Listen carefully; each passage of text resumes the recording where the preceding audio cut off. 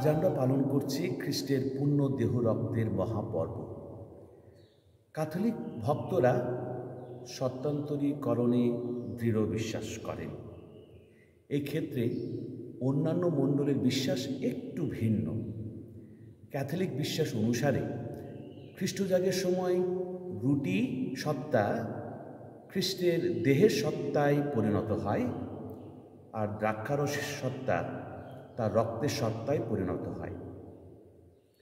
খ্রিস্টের পূর্ণ দেহ রক্তের মহাপর্ব পালনের সময় এই বিশ্বাসকে আমরা মহা সমারোহে উদযাপন করে থাকি।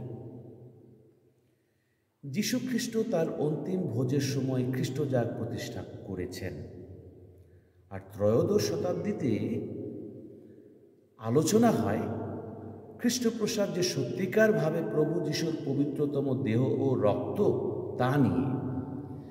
সে সময়ে সাধ্বী জুলিয়ানা খ্রিস্টপ্রসাদের বিষয়ে দর্শন পান। এই খ্রিস্টপ্রসাদ ঘিরে মহাসমারোহে একটা পর্ব উদযাপন করার জন্যে তিনি অনুরোধ করেন। সাধ্বী জুলিয়ানার মধ্য দিয়ে বেলজিয়ামের ক্যাথলিক ভক্তদের মধ্যে আরাধ্য সংস্কারের প্রতি ভক্তি বেড়ে যায়। লিজের সাধ্বী জুলিয়ানার অনুপ্রেরণায় অনুপ্রাণিত হয়ে বেলজিয়াম দেশের লিজ ধর্মপ্রদেশে এই পর্বটি পালিত হয়ে আসছিল 1246 সাল থেকে। সাধ্বী জুলিয়ানা সময়কার লিজ ধর্মপ্রদেশের বিশপ পরবর্তীতে পোপ চতুর্থ উরবান নাম ধারণ করে যখন পোপীয় দায়িত্ব পালন করতে শুরু করেন, তখন প্রাগের ফাদার পিতর ইতালির বোলসেনাতে অবস্থিত সাধ্বী খ্রিস্টিনার গির্জায় যখন একদিন খ্রিস্টজাগ উৎসর্গ করছিলেন, তখন একটা অলৌকিক ঘটনা ঘটে। একটি উৎসর্গীকৃত রুটি থেকে রক্তপাত শুরু হয়। সেই সময়কার বেশ কয়েকজন বিশিষ্ট সন্ত ও ঈশ্বরতত্ত্ববিদের সমন্বয়ে গঠিত একটা কমিটি ঘটনা সত্যতার সপক্ষে রায় দিলে 1264 সালে পোপ চতুর্থ উরবান নির্দেশ দেন যেন সারা পৃথিবীতে পরম প্রসাদরূপী খ্রিস্টের মহাপর্বটি পালিত হয়। এই মহাপর্বকে পূর্ণ প্রসাদে বিরাজিত খ্রিস্টের মহোৎসব বা খ্রিস্টের পরম পবিত্র দেহ রক্ত মহাপর্ব নামেও অভিহিত করা হয়। খ্রিস্টপ্রসাদীয় মহাপর্ব পূর্ণ বৃহস্পতিবারে পালিত হয় ভাব গাম্ভীর্য পরিবেশে, আর খ্রিস্টের পরম পবিত্র দেহ রক্ত মহাপর্বের সময় পালিত হয় মহাসমারোহে।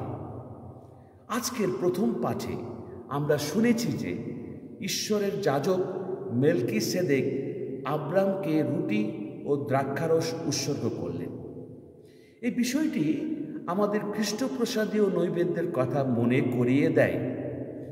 দ্বিতীয় পাঠে আমরা শুনেছি যে করিন্থীয়দের কাছে প্রেরিত দূত সাধু পল হস্তান্তরিত করেন খ্রিস্টপ্রসাদীয় ঐতিহ্য, যে ঐতিহ্য তিনি যিশুর কাছ থেকে লাভ করেছিলেন।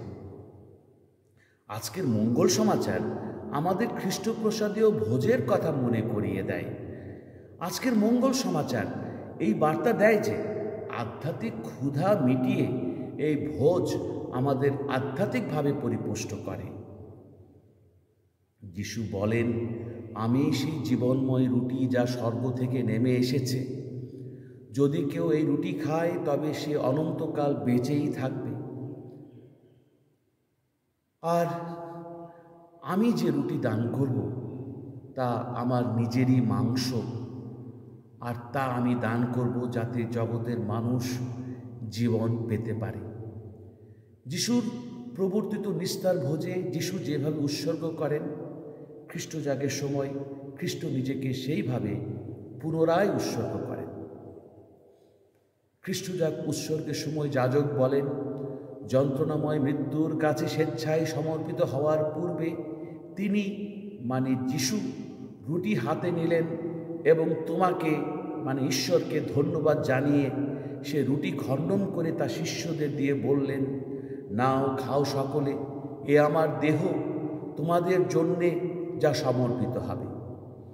তেমনিভাবে সান্ধ্যভোজের পরে তিনি পানপাত্রটিও নিলেন তোমাকে পুনরায় ধন্যবাদ জানিয়ে তিনি পাত্রটি তার শিষ্যদের দিয়ে বললেন, নাও, পান করো সকলে, এ আমার রক্তের পাত্র, নূতন শাশ্বত সন্ধির রক্ত।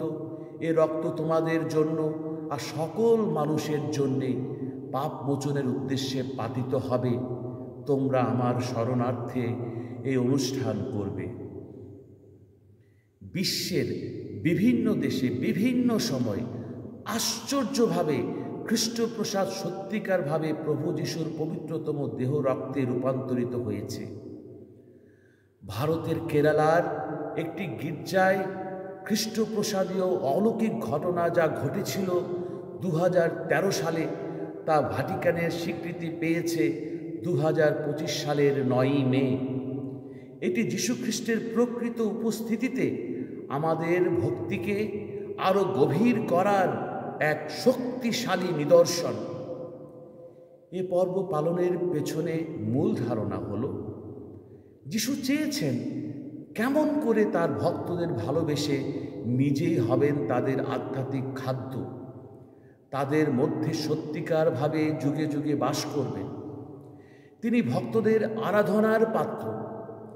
আসুন আমরা খ্রিস্টজাগে অংশগ্রহণ করে আমাদের দুর্বল বিশ্বাসকে সবল করি। সমান্তরীকরণ নিয়ে প্রাগের ফাদার পিতরের মনের মধ্যে কিছু সন্দেহ জেগেছিল, কিন্তু ইতালির বলসেনাতে অবস্থিত সাধ্বী খ্রিস্টিনার গির্জায় খ্রিস্টজাগ উৎসর্গ করার সময় সংঘটিত অলৌকিক ঘটনাটি তার দুর্বল বিশ্বাসকে সবল করে, তার জীবনকে দেয় পাল্টে। প্রতিটি খ্রিস্টজাগ উৎসর্গ করার সময় জীবন পাল্টে দেওয়ার মতো অলৌকিক ঘটনা ঘটে। আমরা কি তা দেখতে পাচ্ছি? আসুন আমরা সেই অভিজ্ঞতার ভাগীদার হই। সাধ্বী খ্রিস্টিনা আমাদের দুর্বল বিশ্বাসকে সবল করুন, যেভাবে প্রাগের ফাদার পিতরের দুর্বল বিশ্বাসকে তিনি সবল করেছিলেন।